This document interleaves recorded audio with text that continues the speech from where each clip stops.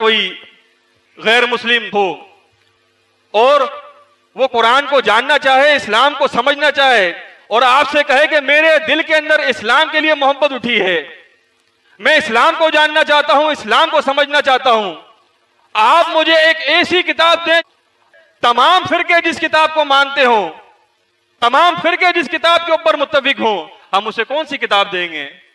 हम उसे यही आखिरी किताब कुरान देंगे कि हमारे तमाम फिरके, हमारे तमाम मसलक, इस्लाम के अंदर जितने फिरके हैं वो सब अल्लाह की इस आखिरी किताब के ऊपर मुत्तफिक हैं। उसे पता है गैर मुस्लिम को कि इस्लाम के अंदर फिरके हैं, इस्लाम के अंदर मसालिक हैं, तो किताब उसने ऐसी मांगी कि सारे मसालिक उस किताब को मानते हो। हम कौन सी किताब उस गैर मुस्लिम को देंगे जो इस्लाम को जानना चाहता है, समझना चाहता है? हम अल्लाह की आखिरी किताब कुरान उसे देंगे।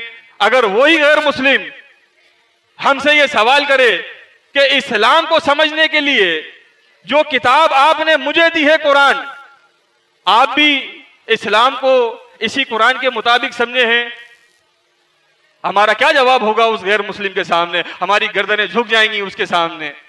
कितने कम खुशनसीब आपको ऐसे मिलेंगे जो कहेंगे मैंने इस्लाम को समझा अल्लाह की इस किताब के मुताबिक, इस अल्लाह की किताब के मुताबिक मैं ईमान लाया, अपना अमल बनाया। कितने कम लोग ऐसे होंगे? अक्सरियत क्या करेगी? अपनी गर्दनों को उसके सामने, गैर मुस्लिम के सामने झुका देगी। आज हमने कुरान को छोड़ा, इसी बात का शिकवा नबी अलैहिस्सलाम करेंगे। उस दिन कयामत के दिन नबी अलैहिस्सलाम कहेंगे, सूरह फुरकान के अंदर आता है आयत नंबर 30 के अंदर, वकाल रसूल, उस दिन रसूल कहेंगे हमारे ये कि या रब, ए मेरे रब, इन्ना कौम इत्तखज़ू हाज़ल कुरान महजूरा, कि मेरी कौम ने इस कुरान को छोड़ दिया था, इस कुरान से दूर हो गए थे। इनके गुमराह होने का सबब क्या था?